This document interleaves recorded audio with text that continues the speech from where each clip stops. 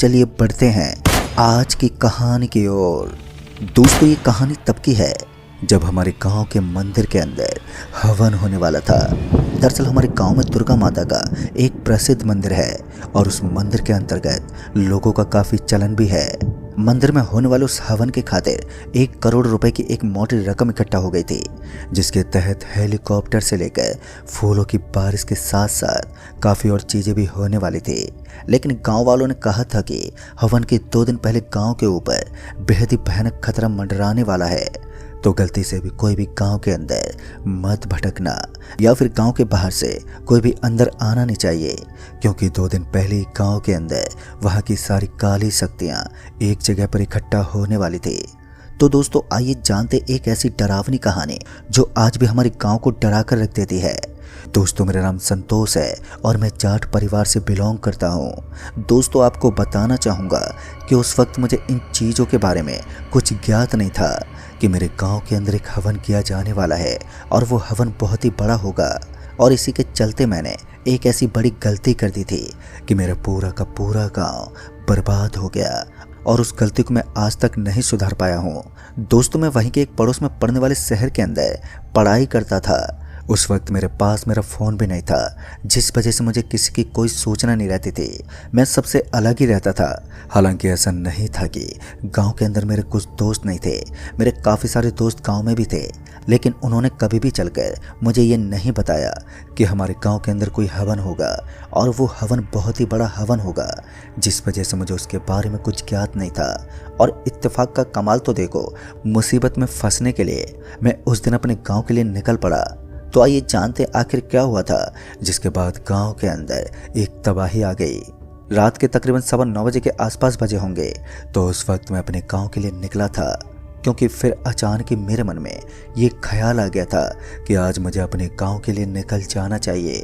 वैसे भी आज के दिन मेरी पढ़ाई नहीं हो पा रही थी, क्योंकि कोचिंग की छुट्टियां पड़ने वाली थी, जिस वजह से मैंने सोचा था कि अब कुछ दिन मैं गांव के लिए निकल जाता हूं।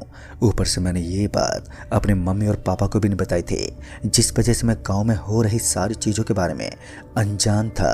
और उसके बाद मैं शाम को बस पकड़कर 9:15 बजे के आसपास वहाँ से निकला था। वो शनिवार का दिन था, ऊपर से ठंड भी कड़कदार थी, जिस वजह से बस के अंदर बैठते ही मेरे तो हाथ पैर सुन्न पड़ गए थे। ठंड से जूझता हूँ मैं बस के सबसे आगे वाली सीट पर जाकर बैठ गया। अब मुझे इंतज़ार था तो बस का वहाँ से खुलने का। कुछ देर के बाद बस भी खुल गई। वैसे तो मैं दिन में भी यहाँ से निकल सकता था, लेकिन मुझे लगा कि दिन का वेट करने से तो अच्छा आज रात को ही निकल जाना चाहिए। मैंने सोच रखा था कि आज मैं अपने घर वालों को जाकर सरप्राइज़ दूंगा और वो एकदम से खुश हो जाएंगे। वैसे भी रास्ता काफ़ी लंबा था और रास्ते को पार करते करते मेरा तो दम घुटने लगता था। मैं रुद्र प्रताप गांव वाली बस में बैठ गया और उसी गांव से मुझे पैदल करीब 1 किलोमीटर जाकर अपने छोटे से कस्बे में पहुंचना था। मैं आपको बताना चाहूँगा कि रुद्र प्रताप गाँव से हमारा कस्बा बस थोड़ी ही दूरी पर है। वैसे तो हमारा गाँव भी उसी गाँव के अंदर शामिल है, लेकिन कुछ दिनों पहले उन दोनों का खंडन किया गया था। हमारे गाँव को लोग प्रेतनगर नाम से भी जानते थे, लेकिन मुझे क्या मालूम था कि प्रेतनगर गांव का नाम मैं खुद बदल दूंगा। उसके बाद जब मैं बस से सवार होकर गांव के पास पहुंचा तो गांव के करीब जाते ही मैंने देखा कि गांव के अंदर काफ़ी ज़्यादा सन्नाटा पसरा हुआ था और अब मुझे पैदल पैदल 1 किलोमीटर का रास्ता तय करना था और मैं उस रास्ते को पूरी तरह तय करके ही अपने घर जा सकता था।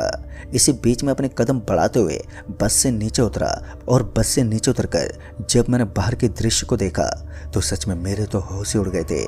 दरअसल मैंने देखा कि बस के बाहर बहुत ही ज़्यादा सन्नाटा था। सन्नाटे की इस मोटी चादर ने सब कुछ अजीब सा बना रखा था।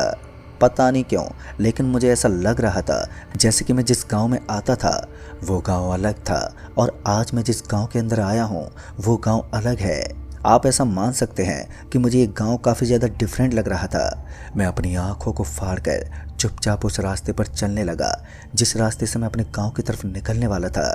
1 किलोमीटर के रास्ते को इतनी खतरनाक ठंड में पार करना कतई आसान नहीं होता, लेकिन मैं किसी तरह हिम्मत करके उस रास्ते पर चलने लगा।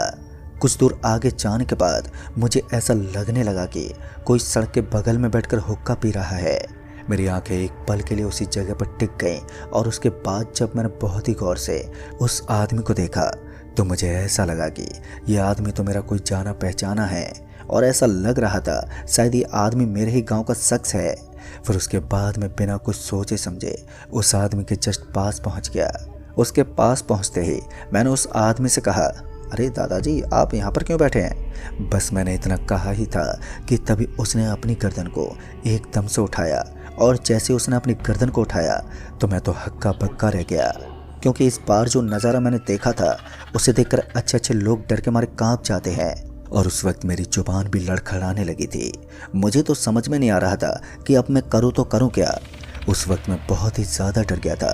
दरअसल मैंने देखा कि जिस आदमी ने अभी अभी मेरी तरफ देखा है उसकी आंखें अंदर की तरफ धंसी हुई हैं, और उनके अंदर गहरे गड्ढे बने हुए हैं, और उनसे धुआं बाहर निकल रहा था। ये पहला ही संकेत मुझे डराने के लिए काफ़ी था।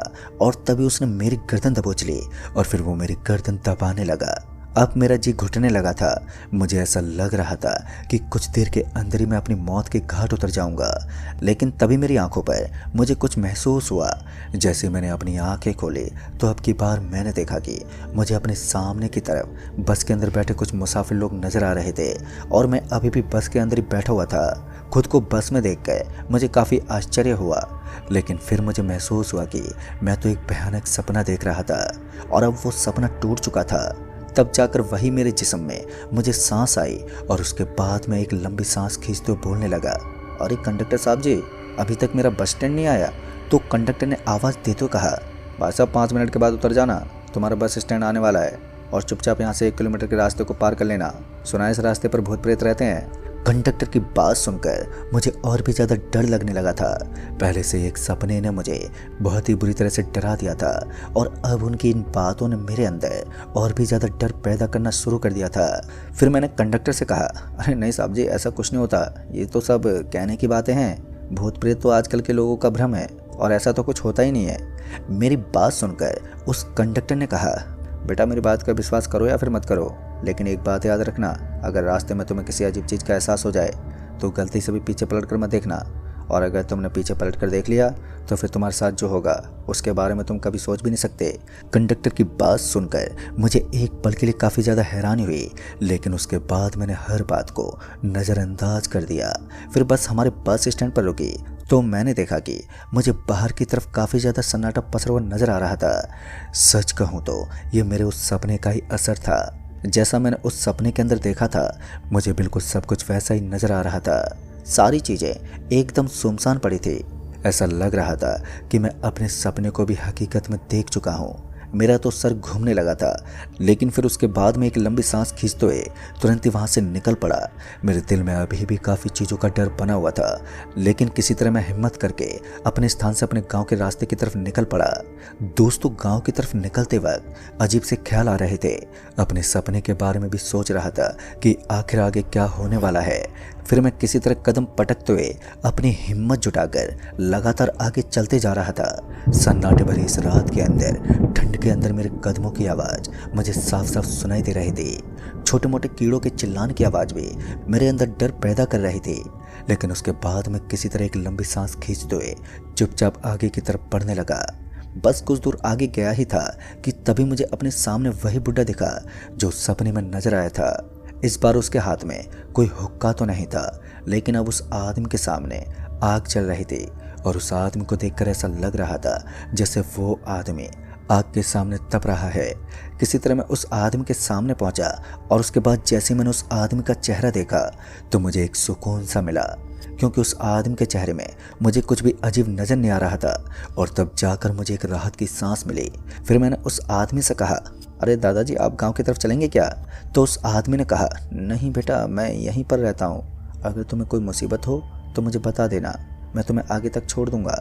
फिर मैंने उस आदमी से कहा, अरे नहीं नहीं दादाजी ऐसी कोई मुसीबत नहीं है, धन्यवाद, मैं ऐसे ही चला जाऊंगा।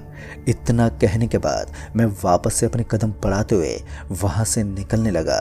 लेकिन तभी मैंने सोचा कि दादाजी से गांव का हाल पूछ लेता हूँ और उनका नाम भी पूछ लूँगा। यही सब सोचकर मैंने अपनी गर्दन को पीछे की तरफ घुमा लिया, तो इस बार मैंने देखा कि अब मुझे वहाँ पर तो कोई भी नज़र ही नहीं आ रहा था। और इस चीज़ को देखकर मैं बहुत ही ज़्यादा हैरान हो गया था। डर से मेरा शरीर कांपने लगा था, क्योंकि ऐसा कैसे मुमकिन हो सकता है कि एक आदमी अभी अभी हमारे पीछे बैठा हुआ हो और अचानक ही वो गायब हो जाए। सच कहूँ तो उस वक्त मेरा पूरा का पूरा शरीर थर थर कांप रहा था। मुझे समझ में नहीं आ रहा था कि आखिर ऐसा कैसे हुआ। फिर एक पल के खातिर मैं अपने सर को खुजलाने लगा। फिर एक बार मैंने अपनी गर्दन को इधर उधर घुमा कर देखा, लेकिन ताजुब तो इस बात का था कि अब वहाँ पर मुझे उस आदमी के साथ साथ उस आग का भी कोई नाम निशान तक नजर नहीं आ रहा था। अब मुझे तो पूरी तरीके से यकीन हो चुका था कि मैंने कोई गलत कदम उठा लिया है। रात को मुझे यहाँ पर नहीं आना चाहिए था, और यही सब सोचकर मैं अपना माथा पकड़ने लगा। तभी मुझे किसी के चीखने की आवाज़ आई, और आवाज़ को सुनते ही मेरे पूरे के पूरे शरीर में एक हलचल सी मच गई।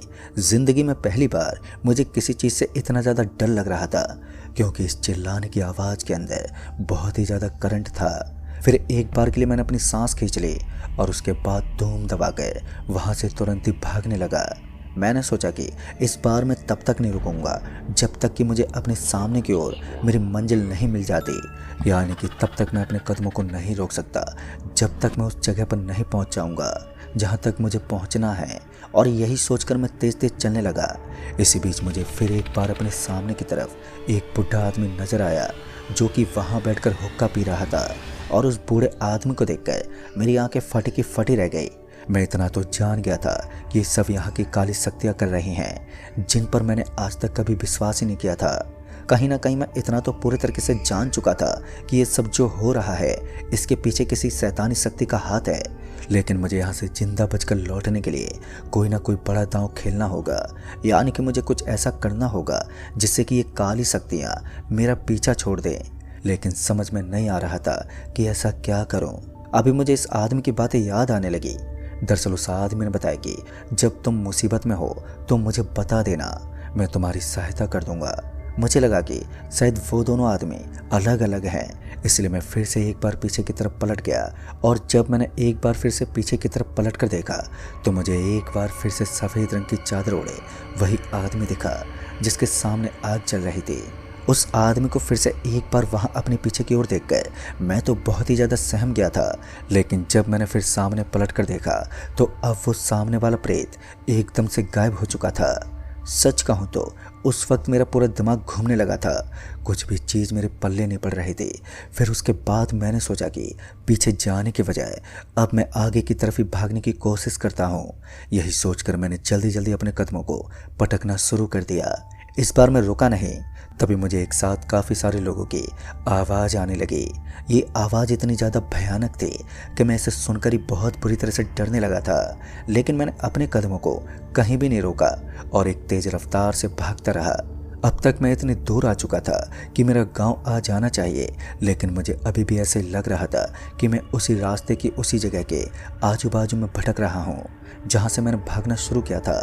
जब मैंने अपने आसपास देखा तो मैंने पाया कि मैं तो उसी जगह पर आकर खड़ा हो गया था जहाँ पर मैं बस से उतरा था, और मुझे वही आदमी हुक्का पीता हुआ नजर आया। तो सच में उस वक्त मैं बिल्कुल भी समझ नहीं पा रहा था कि मैं करूँ तो करूँ क्या। इस माया ने मुझे बहुत ही बुरी तरह अपनी जकड़ में फंसा लिया था। लेकिन फिर उसके बाद हुक्का पीता हुआ कोई आदमी मुझे अपनी ओर आता हुआ दिखा, यानी कि जिस प्रेत को मैं इतनी देर सड़क के बाजू में बैठा हुआ देख सकता था, अब वो चल फिर सकता था और उसके कदमों की आवाज़ तक मेरे कान में आ रही थी। उसके बाद वो आदमी झट से मेरे पास पहुंचा और एक पल में ही मेरे आंखों के सामने एकदम से ही पहुंच गया। और फिर जैसे वो आदमी मेरे आंखों के सामने पहुंचा तो मैंने अपने पैरों को एकदम से पीछे सरका लिया। लेकिन फिर उसने मेरी एक गर्दन को धड़ दबोचा और उसने मुझे इतना टाइट पकड़ लिया था कि मैं अपने ओर से पूरी ताकत लगाने के बाद भी उस भयानक प्रेत के हाथों से अपने आप को छुड़वा नहीं पा रहा था। यहाँ तक कि मैं समझ नहीं पाया कि आखिर ये किस तरह का प्रेत है। अब धीरे धीरे मेरी आंखों के सामने अंधेरा छाने लगा और मेरी सांस भी ऊपर नीचे होने लगी। मेरा पूरा शरीर छटपटा रहा था। इस बार मैं मन ही मन भगवान को याद करने लगा और अपने आप को किसी तरह छुड़वा लिया। उसके बाद मैं रुके नहीं रुका और धूम दबाकर भगवान को याद करके वहाँ से भागने लगा। एक पल के लिए मुझे ऐसा लग रहा था कि मेरे पीछे भूतों की एक टोली भाग रही है। भागते भागते जब मैंने पीछे मुड़कर देखा था तो मैंने पाया कि कुछ सरकटे भूत मेरे पीछे भाग रहे थे। और उसके बाद जैसे ही मैं गांव की सीमा में पहुंचा तो वो चीखने और चिल्लाने की आवाज़ें भी मेरे साथ साथ उस गांव के अंदर पहुंच गई। लेकिन अब कुछ ऐसा होने वाला था जिसके बारे में ना तो मैंने कभी सोचा था और ना ही कभी गाँव वालों ने इसके बारे में सोचा होगा। मैं तो अपने घर लौटा और घर का दरवाज़ा खटखटाने लगा, मगर जैसे मैंने अपने घर का दरवाज़ा खटखटाया तो मुझे अंदर से कोई भी हलचल महसूस नहीं हुई। ऐसा लग रहा था कि कोई घर का दरवाज़ा खोलना ही नहीं चाहता। लेकिन उसके बाद मैंने अपने दादा और दादी को ज़ोर ज़ोर से आवाज़ देकर उन्हें अपनी ओर बुलाने की कोशिश की। तब कहीं जाकर मेरे दादाजी दरवाजे पर पहुंचे और उन्होंने घर का दरवाज़ा खोल दिया। दरवाज़ा खोलते मैं जल्दी से घर के अंदर दाखिल हुआ। इस वक्त मेरी सांसें फूल रही थी और मेरा पूरा का पूरा शरीर ठंडा पड़ गया था। दादाजी इस बात को जान चुके थे कि मेरे साथ बहुत कुछ अजीब हुआ है और मेरे अंदर जाते मेरे दादाजी ने कहा, बेटा तुम ठीक तो हो ना? तो मैंने अपनी गर्दन हिलाई और उसके बाद मेरे मम्मी और पापा भी पहुंच गए। उन सभी के सामने मैंने इस घटना का जिक्र किया। इस घटना को सबके सामने पेश करते ही मेरे सारे घर वालों के चेहरे एकदम से उतर गए, क्योंकि उसके 2-3 दिन बाद ही गांव के अंदर एक ऐसा हवन होने वाला था जो बहुत ही ज़्यादा शुद्ध होने वाला था। लेकिन मैंने उस पूरे हवन की ऐसी की तैसी करके रख दी। लेकिन अब सब लोगों ने बस यही सोच रखा था कि अब जो होगा वो देखा जाएगा। और उसके बाद सभी विचार में पड़ गए कि अब कल के दिन क्या होने वाला है, क्योंकि इतना तो पूरी तरीके से कन्फर्म हो चुका था कि गाँव के अंदर अब वो काली शक्तियाँ हवन नहीं होने देंगी। गाँव के अंदर अब कयामत का तूफान आएगा। कुछ ऐसी चीज़ें विद्यमान होंगी जिनको समझ पाना हर किसी के बस में नहीं होगा। रात के अंधेरे को चीरने वाली कुछ डरावनी आवाज़ें जो रात को मैंने सुनी थी वो अभी भी मेरे कानों में लगातार मुझे सुनती जा रही थी। आवाज़ों के अंदर इतना ज़्यादा डर था कि मेरा पूरा का पूरा शरीर लगातार कांपता जा रहा था। दूसरे दिन जब सुबह हुई तो हमें पता चला कि गांव के अंदर जो पुजारी बाबा हमारे गांव में हवन करने वाले थे, अचानक ही उनकी मौत हो गई है। जब हम लोग उनकी डेड बॉडी के पास पहुंचे तो मैंने देखा कि उस आदमी के बगल में हुक्का पड़ा हुआ था और उसका पूरा का पूरा शरीर काला पड़ गया था। उनके नाक और मुंह के अंदर से अभी भी धुआं बाहर निकल रहा था। किसी को भी समझ में नहीं आया कि ये कैसे हुआ। हालांकि कुछ लोगों ने बताया कि जब साधु बाबा अपने घर से बाहर निकलकर नदी के तालाब में नहाने के लिए जा रहे थे तो उनके पास उनकी कोई भी दिव्य माला नहीं थी और उस वक्त किसी ने उनके ऊपर अटैक कर दिया। लोग बता रहे थे कि वो कोई काली शक्ति थी, लेकिन कोई भी इस बात को समझ पाने के लायक नहीं था। दोस्तों, भूतिया घटनाओं का सिलसिला यहीं पर नहीं थमा। अभी तो कुछ ऐसा होने वाला था जिसकी किसी को उम्मीद नहीं थी। धीरे धीरे गांव के अंदर अब दहशत फैलने लगी। गांव में कुछ बहुत ही भयानक होने वाला था। लोगों के अंदर इतना ज़्यादा डर बैठ गया था कि लोगों ने हवन करने को मना कर दिया था और अब धीरे धीरे गांव के कुछ चुनिंदा लोग गांव को छोड़कर निकलने लगे। मुझे कुछ समझ में नहीं आ रहा था कि आखिर इस वक्त हमें क्या करना चाहिए। तभी मैंने अपने मम्मी पापा और दादा दादी को कहा था कि हमें जल्द से जल्द गाँव छोड़कर कहीं दूसरी जगह चले जाना चाहिए, क्योंकि यहाँ पर रहना हमारा बिल्कुल भी ठीक नहीं है। लेकिन इतनी जल्दी किसी दूसरी जगह पर जाकर सेटल होना हमारे लिए आसान नहीं था, जिस वजह से हम यही सोच रहे थे कि अब हमें आगे क्या करना चाहिए। लेकिन मेरे दादाजी ने बताया कि ये शहर में जो हमारा फ्लैट है उस फ्लैट के अंदर हम कुछ दिनों के लिए रुक जाते हैं और उसके बाद हम एक नया घर खरीद लेंगे। दादाजी को ये बात ठीक लग रही थी, लेकिन इसके बावजूद भी हम इतनी जल्दी इस गाँव को नहीं छोड़ पा रहे थे। उस गाँव में हमें एक और रात काटनी थी। हमें क्या पता था कि वो रात उस गांव की सबसे आखिरी रात होगी। अंधेरा फिर से छा गया था और उस बेहद भयानक सन्नाटे के साथ साथ हमारे मन में अब काफ़ी सारी चीज़ें थीं जो रात में हमें रोजाना डरा रही थी। हमने घर के दरवाजे को बंद कर दिया था। शाम होते ही हमने खाना वाना बनाकर सोने का प्लान बना लिया था, क्योंकि हम में से कोई भी घर से बाहर नहीं निकल सकता था। गांव के अंदर उन चीज़ों की दहशत कुछ इस कदर फैल गई थी कि उस रात हमारे घर के दरवाजे पर अचानक ही दस्तक होने लगी। ऐसा लग रहा था कि कोई घर के अंदर आने की कोशिश कर रहा है, लेकिन हम में से कोई भी दरवाजे के पास नहीं गया। हम सभी चुपचाप से अपने घर के कमरे के अंदर बैठे हुए थे। हम सभी को यह आवाज़ सुनाई दे रही थी, लेकिन दिल के अंदर बैठा हुआ था कि कहीं अगर हम उस दरवाजे के पास गए और हमारा सामना किसी ऊपरी शक्ति से हो गया तो फिर पता नहीं हमारे साथ क्या होगा। बस इन्हीं चीज़ों ने हमारे दिल के अंदर डर पैदा कर रखा था। लेकिन वो कहते हैं ना, जैसे जैसे टाइम बीतता है वैसे वैसे ज़िंदगी भी सुधर जाती है। रात बीत गई और जैसे ही सुबह हुई तो हमारे गांव के अंदर हमें एक ऐसा खौफनाक नज़ारा देखने को मिला कि उसके बाद में पूरा अंदर से टूट गया। दरअसल वहाँ पर कई सारे लोगों की लाशें मिली, उनमें काफ़ी कच्ची मौतें भी हुई थी और वही चीज़ उन लोगों के अंदर भी थी। उन सभी के सर के अंदर से धुआं निकल रहा था और उनके बगल में हुक्का पड़ा हुआ था। लेकिन दोस्तों उस हुक्के का क्या राज था और हमारे गांव के अंदर इन मौतों का सिलसिला कैसे रुका? खैर उससे पहले हमने तो उस गांव को उसी दिन छोड़ दिया, लेकिन आगे गांव के साथ क्या हुआ और वो हुक्का कौन पीता था ये सब तो मुझे नहीं मालूम और ये सब मेरे जहन में एक राज बन के रह गया। तो दोस्तों इस कहानी में बस इतना ही। कहानी आपको पसंद आई हो तो वीडियो को लाइक शेयर ज़रूर कर दें और साथ ही हमें नीचे कमेंट बॉक्स में ज़रूर बताएं। जल्द ही मिलूंगा ऐसी एक और नई कहानी के साथ। तब तक के लिए बाय एंड टेक केयर।